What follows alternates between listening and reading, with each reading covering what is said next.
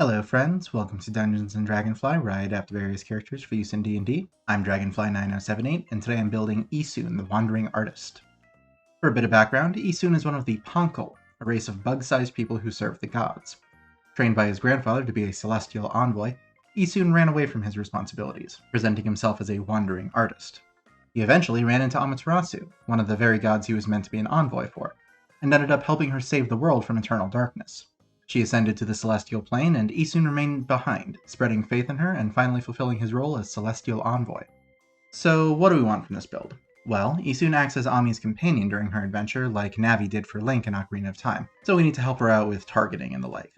In return, we get to learn all 13 of the brush techniques that she does, though I doubt ours will be as powerful or as versatile as Ami's versions. We can also join the battle ourselves with the Thief's Glove, which lets Issun deal a powerful strike to an enemy and steal an item from them. And finally, once Amaterasu returns home, we need to stay behind and spread her story through our art.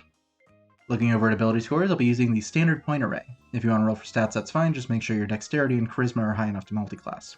We'll start off by dumping strength. I know I do that a lot, but Issun is literally an inch tall. He isn't winning many arm wrestling competitions. Dexterity is 15, and we know how to handle a brush, especially when that brush is also a rapier.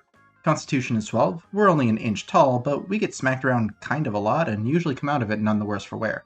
Then intelligence will be 13. As the game's resident exposition fairy, Issun needs to know at least some things. Wisdom is 10, we're impulsive and selfish at times, though we usually shape up in the end, and we'll finish off with a 14 in charisma. Ami can't talk since she's, a wolf, so we have to do all the talking for both of us. We'll be using the fairy race for this build, with the quick caveat that we are specifically using the Unearthed Arcana version of the fairy. I made this build before the official version came out, and one of the features that really works for the build got removed when it was published. If your DM isn't cool with you using the Unearthed Arcana version, the official version does work, it just isn't quite as flavorful. We get +2 charisma and +1 dexterity, making both 16. We're a small creature, and we count as a fae rather than as a humanoid like most other races. We have a flying speed equal to our walking speed, which in the UA version is magical, doesn't require wings, and can be used in any armor. The official version does require wings, and can't be used in anything heavier than light armor. Now we can use this and flavor it as our jumping, though actually even with an 8 in strength, we can jump 2 feet in the air and 8 feet forward with a running start, which is huge when you're only an inch tall. Speaking of, we're technically not an inch tall, we're small, which is still a couple or 3 feet, but the UA version of Fairy gets Fey Passage, letting us squeeze through a space as small as 1 inch. Now the way I would play this, and actually did play this, I used this build for a one-shot, was that for flavor, Issun appears to be an inch tall, but for any kind of mechanics, like combat, he still counts as small. I don't know, maybe he takes up his entire space by jumping up and down in place so people don't step on him. We also have Fairy Magic. We get the Druidcraft cantrip, which is like Prestidigitation for druids. It's a bunch of harmless sensory or role-playing stuff, like predicting the weather or lighting a campfire. But one of the effects is making flowers bloom, so this is our first brush technique, Green Sprout. We also learn Fairy Fire, which outlines objects and creatures in a 20-foot cube in light if they fail a dexterity save. While they're lit up, attacks against the creatures have advantage, and they don't benefit from being invisible. We can cast Fairy Fire once per day for free, and with spell slots afterward using whichever mental stat we like. My pick is going to be Charisma. Use this to hop around a target and glow to get Ami's attention onto the important things. If you're using the official fairy, you get Druidcraft right off the bat, then Fairy Fire at 3rd level, and Enlarge Reduce at 5th level. In Okami, we first meet Issun in Kamiki Village, but he's actually from a long way off in the snowy land of Kamui, one of the very last areas we visit, so we'll make him a far traveler. That'll give us proficiency in Insight and Perception, and we'll switch out the language and instrument for proficiency in Painter's and Calligrapher's supplies, since Issun was a skilled artist even before he ran away from home. We'll start off as a rogue for proficiency in Athletics, Persuasion, Sleight of Hand, and Stealth, then we'll bump Athletics and Sleight of Hand up to Expertises for better jumping and pickpocketing. We learn Thieves' Cant, along with how to use Thieves' Tools, and since our sword is a needle, I'll call it a rapier so we can use it to make sneak attacks. If we hit with an attack and we have an ally within 5 feet of the enemy, or we have advantage on the attack, we deal an extra 1d6 damage. Cunning Action at 2nd level lets us dash, disengage, or hide as a bonus action, and at 3rd level it expands even further as we become a Thief, giving us fast hands. That lets us use our Cunning Action to instead make a Sleight of Hand check, use our Thieves' Tools, or use an object.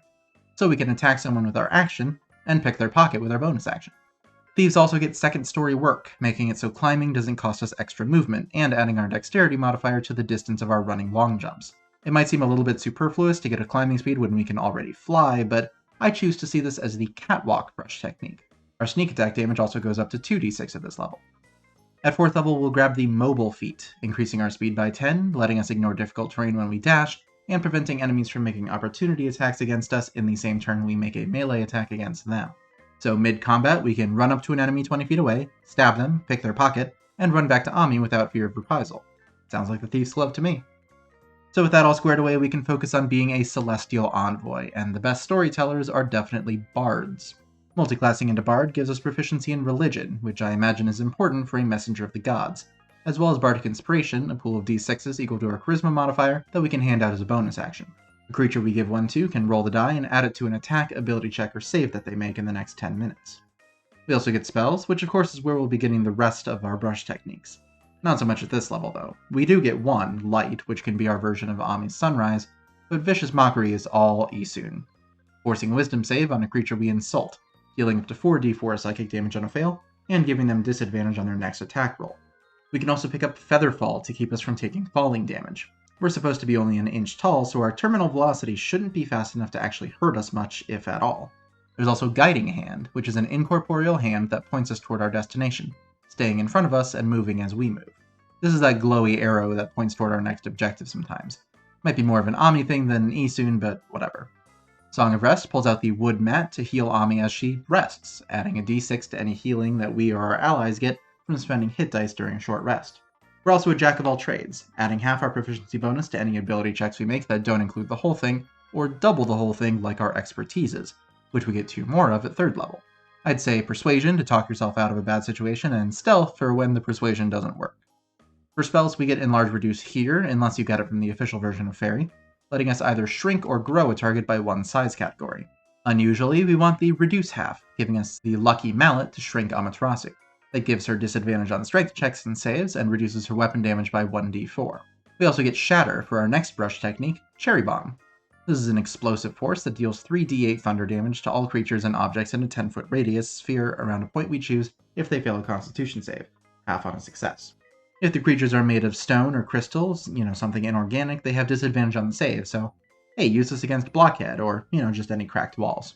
This is also the level where we begin to embrace our destiny as a celestial envoy by joining the College of Spirits. We learn the Guidance cantrip, which adds a d4 to a creature's ability check, and our range for it goes from touch to 60 feet. We also learn to cast with a spiritual focus. The feature lists off a bunch of options like crystal balls and spirit boards, fortune-telling type stuff, but I see no reason we couldn't just use our brush and art. Most importantly, we learn to tell tales from beyond. As a bonus action, we can expend a use of our Bardic Inspiration and roll the die to choose a tale. We then hold that tale in our mind until we either use it as an action, roll up another tale, or take a rest. While we have a tale in our mind, we can use an action to pick a creature within 30 feet to be the target of that tale's effect, and yes, we can choose ourselves. If we roll a 1, we tell the tale of Amaterasu, the clever animal. For the next 10 minutes, the target can add a die of the same type as our Bardic Inspiration dice to all intelligence, wisdom, and charisma checks that they make. On a 2, we tell the tale of Nagi, the renowned duelist. We make a melee spell attack against the target. On a hit, they take force damage equal to 2 of our Bardic Inspiration dice plus our charisma modifier. If we roll a 3, the tale is of the beloved friends, the Canine Warriors. The target and another creature of their choice within 5 feet of them gain temporary HP equal to a roll of our Bardic Inspiration die plus our charisma modifier. On a 4, we tell our own tale, that of Issun the Runaway. The target can immediately use its reaction to teleport up to 30 feet, and can then choose a number of creatures up to our charisma modifier to immediately use the same reaction. A 5 gives us the tale of Oki the Avenger. For the next minute, any creature that hits the target with a melee attack takes force damage equal to a roll of 1 of our Bardic Inspiration dice. And if we roll a 6, it's the tale of Waka the Traveler. The target gains temporary HP equal to our Bard level plus 1 of our Bardic Inspiration dice. And while it has those, its speed goes up by 10 feet and it gets plus 1 AC. At 4th level, we can pick up the Eldritch Adept feat to get the Beast Speech Invocation, letting us cast Speak with Animals at will. Honkles can talk to animals, that's just a thing we can do.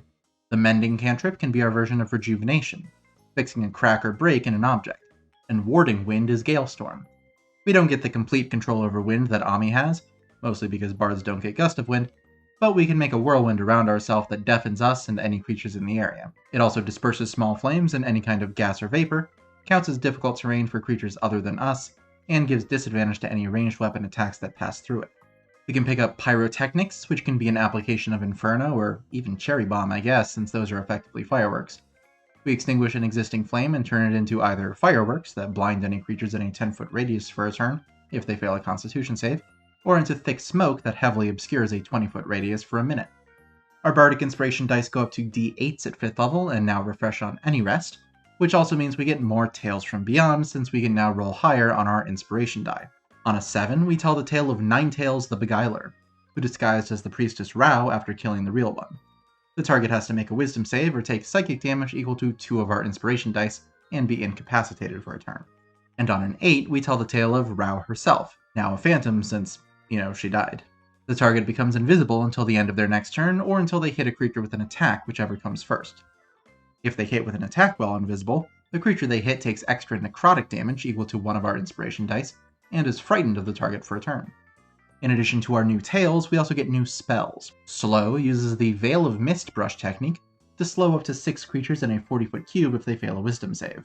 While slowed, they have -2 to their AC and Dexterity saves, their speed is halved, and they can't take reactions. Also, they can only take an action or a bonus action on their turn, not both, and if they cast a spell, they have to roll a d20. On an 11 or higher, the spell is delayed until their next turn, and they have to either use their action on that turn to cast the spell, or just lose the spell entirely. There's also Knock, which opens something that's locked or suppresses the Arcane Lock spell. Use this to open the Spirit Gate in Yoshpet to return to the past. At 6th level, we can ease the people's fear by telling stories of the gods with Counter Charm. As an action, we start a performance that gives us and allies within 30 feet advantage on saves against Charming and Frightening. It lasts for 1 turn, but we can keep it going by using our action on following turns. From the College of Spirits, we get Spirit Session, letting us pray together with a group to ask the gods for aid. Once per day, we can conduct an hour-long ritual with a number of people up to our proficiency bonus, including ourselves.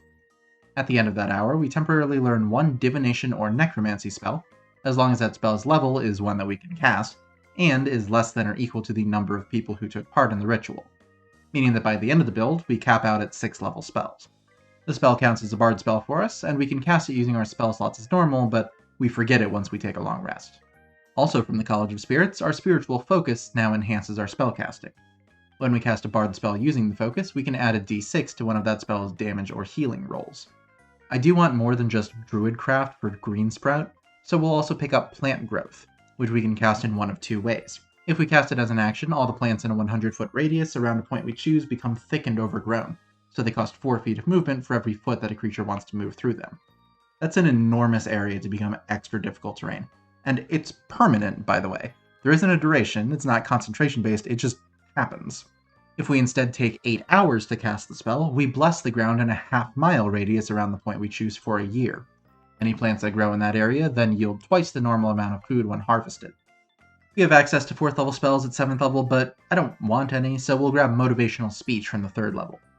We give a 1-minute speech to up to 5 creatures within 60 feet. For the next hour, they get 5 temporary HP and advantage on Wisdom saves, and if they're hit by an attack, they have advantage on their next attack roll. Though if they lose all the temporary HP from the spell, then the spell ends for that creature. We can get another feat at 8th level, and I want Mounted Combatant. We're small, and even a normal wolf is medium, so we can absolutely count Ami as a mount. While we're mounted, we have advantage on melee attacks against unmounted creatures that are smaller than our mount. We can force an attack aimed at our mount to target us instead, and most importantly, our mount has Evasion, meaning she takes no damage from passing a Dexterity save, and only half damage on a fail, rather than half on a success and full damage on a fail. We fight lots of things that breathe fire. Giving Ami a heads up to dodge is basically the least we can do. Our Song of Rest die increases to a d8 at 9th level, and we get 2 5th level spells. Legend Lore helps in our Celestial Envoy duties by giving us information about people and things of legendary renown, like, say, gods. And Teleportation Circle is an application of both Waterspout and Veil of Mist, letting us teleport to certain known locations, like Mermaid Springs and Ultimate Origin Mirrors. At 10th level, we get 2 more expertises. Perception is good, since we tend to notice things well before Amaterasu and then point them out to her, and Religion is necessary for our Celestial Envoy duties. Our Bardic Inspiration dice go up to d10s, which also means we get 2 more Tales from Beyond. If we roll a 9, we tell the tale of Susano, the Brute. Any number of creatures of the target's choice within 30 feet of it have to make a strength save, or take thunder damage equal to 3 of our Bardic Inspiration dice and be knocked prone. Half damage and no knockdown on a success. And if we roll a 10, we tell the tale of Orochi, the Dragon. The target spews out a 30-foot cone of fire, dealing 4 of our inspiration dice on fire damage to creatures in the area who fail a dexterity save, again, half on a success. We'll pick up Prestidigitation, which is like Druidcraft for bards, giving us a bunch of harmless sensory or role-playing effects like changing something's color or taste or cleaning an object. And we get Magical Secrets, 2 spells from any class that we can use to fill out our list of brush techniques with ones that bards don't have an analog for. First up is Chromatic Orb, which deals 3d8 damage and our choice of Acid, Cold, Fire, Lightning, or Poison with a ranged spell attack. This is actually 3 brush techniques in one, namely Inferno, Thunderstorm, and Blizzard, all the ones where we draw a line from the source of the element to the enemy that we want to hurt. Water Spout isn't covered by Chromatic Orb though, since it doesn't deal damage, so we'll pick up the Shape Water cantrip, which lets us animate a 5-foot cube of water and make it flow how we want it to. There aren't really a whole lot more spells that are really in character for Issun, so we'll take Hero's Feast to fill up Ami's Astral Pouch. We make a meal that 12 people can eat over the course of an hour. At the end of the hour, each creature who ate the food is cured of all diseases and poisons, becomes immune to poisons and being frightened, has advantage on wisdom saves, and has their max HP increased by 2d10, along with being healed for the same amount. And all those benefits last for a full 24 hours. We'll bump our Charisma to 18 with our 12th level ASI, then at 13th level, our Song of Rest die increases to a d10, and we get one of the staple brush techniques, Power Slash, with Mordenkainen's Sword. We summon a floating sword made of force and have it attack a creature within 5 feet of it, dealing 3d10 force damage on a hit. The sword sticks around for up to a minute with our concentration, and on each turn we can use a bonus action to move it up to 20 feet and make another attack. 14th level College of Spirits bards have a mystical connection to the gods. Whenever we roll to pick one of our Tales from Beyond, we can roll twice and pick either one. If both rolls are the same, we can just ignore them and take whatever effect we want, which can include the 2 we don't otherwise have access to yet. We also get 2 more magical secrets. First up is Crescent with Moonbeam. We create a 5-foot radius, 40-foot high cylinder of dim light. Any creature that enters the beam or starts its turn there has to make a Constitution save or take 2d10 radiant damage, half on a success. If the creature is a shape changer, like say the sinister Mr. and Mrs. Cutter, they have disadvantage on their save, and if they fail, they're forced into their original form and can't change again while in the beam. The spell lasts up to a minute with our concentration, and we can use our action on following turns to move it up to 60 feet. And you didn't really think I was going to leave Ami's Sunrise at the Light cantrip, did you? Dawn is like an upgraded moonbeam, creating a 30-foot radius, 40-foot high cylinder of sunlight. Any creature who's in the beam when it appears, or who ends their turn in it, has to make a Constitution save or take 4d10 radiant damage, half on a success. Again, the spell lasts up to a minute with our concentration, and we can move it up to 60 feet on our turn, but as a bonus action instead of an action, and only if we ourselves are within 60 feet of the beam. Our Bardic Inspiration dice become d12s at 15th level, giving us our last 2 Tales from Beyond. If we roll an 11, we tell the tale of the wood sprite Sakuya, the Angel. The target regains HP equal to 2 of our Inspiration dice plus our Charisma modifier, and we can end an effect of blinding, deafening, paralysis, petrification, or poisoning on them. And finally, if we roll a 12, we tell the tale of the Lord of Darkness, Yami, the Mindbender. The target has to make an intelligence save. Failing that, they take psychic damage equal to 3 of our Inspiration dice, and are stunned until the end of their next turn. Our capstone is the 16th level of Bard for one last ASI and one last spell. For the ability score improvement, I'm going to say boost Dexterity to 18 for better AC, skills, and attacks, but capping off Charisma for higher save DCs, better social skills, and more uses of Bardic Inspiration per rest is absolutely a valid choice as well. And we'll get perhaps the ultimate spell for the stereotypical Bard, Glibness. For an hour, we can't roll lower than a 15 on any Charisma checks that we make, and magic that would tell if we're lying or not automatically says we're telling the truth no matter what we say. Now that the build is complete, the question becomes, how good is it? Well, we are a master of battlefield control. We can lay down a plant growth for double difficult terrain, then drop Dawn on top of it for huge radiant damage as they fight to get out. Not to mention the other debuffs and AoEs that we get from our spells and Tales from Beyond. We're also very supportive, especially if we're mounted, since our mount can be the target for both our beneficial Spirit Tales and our regular Bardic Inspirations, and gets evasion as an added bonus absolutely free. And we're extremely versatile. I already went over our Spirit Tales and our variety of damage types, but I think it's worth mentioning that given an hour and enough willing people, we have access to every Divination and Necromancy spell up to 6th level. That means we have access to True Strike, Chill Touch, Sapping Sting, Spare the Dying, Toll the Dead, Beast Bond, Comprehend Languages, Detect Evil and Good, Detect Magic, Detect Poison and Disease, Gift of Alacrity, Hunter's Mark, Identify, Cause Fear, False Life, Inflict Wounds, Ray of Sickness, Infallible Relay, Sense Emotion, Beast Sense, Borrowed Knowledge, Detect Thoughts, Find Traps, Fortune's Favor, Locate Animals or Plants, Locate Object, Mind Spike, See Invisibility, Blindness, Deafness, Gentle Repose, Ray of Enfeeblement, Wither and Bloom, Clairvoyance, Tongues, Animate Dead, Bestow Curse, Feign Death, Life Transference, Revivify, Speak with Dead, Spirit Shroud, Summon Undead, Vampiric Touch, Arcane Eye, Divination, Locate Creature, Blight, Shadow of a Moil, Commune, Commune with Nature, Commune with City, Contact Other Plane, Rary's Telepathic Bond, Scrying, Contagion, Dance Macabre, Enervation, Negative Energy Flood, Raise Dead, Find the Path, True Seeing, Circle of Death, Create Undead, Eyebite, Harm, Magic Jar, and Soul Cage. That is a lot of spells that do a lot of different things. On the other hand, we do only get one of those spells per day. So if we do pick one, we can't pick another until the next day, which limits that insane versatility considerably. We're also a little bit squishy. Having +1 Constitution leaves us with just over 110 HP on average, and we've only got 16 AC, so we might not want to take attacks for Ami too often. And finally, our strength is just bad, so someone could very easily just squash us like the bug that we're the size of. So I'm a big fan of the whole Spirit Tales idea. We get a bunch of powerful effects, and while we might not usually be able to pick exactly the one we want, they're all useful, especially as we level up and get more uses per day and more options. It's just a really cool subclass that I wish fit the flavor of more characters. Luckily, it fit Issun absolutely perfectly, and this build ended up being a lot of fun and very flavorful.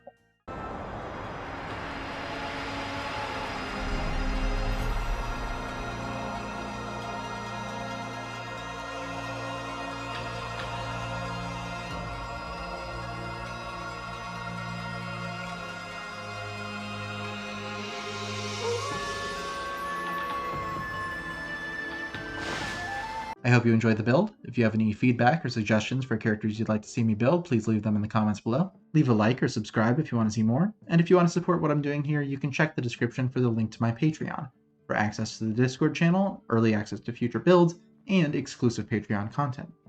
Thank you for watching, friends. I will see y'all later.